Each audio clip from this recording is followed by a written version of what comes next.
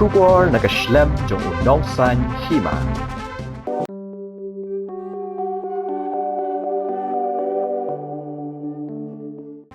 Seed Testing Laboratory.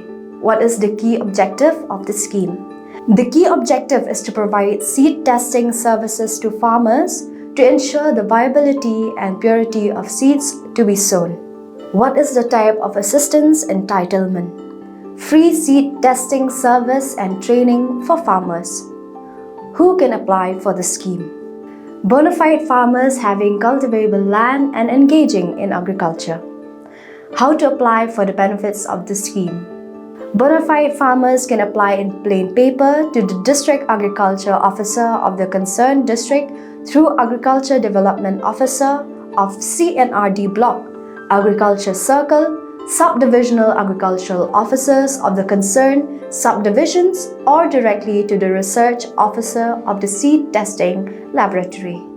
What is the beneficiary selection procedure? All seed samples brought to the Seed Testing Laboratory are tested and reports are generated.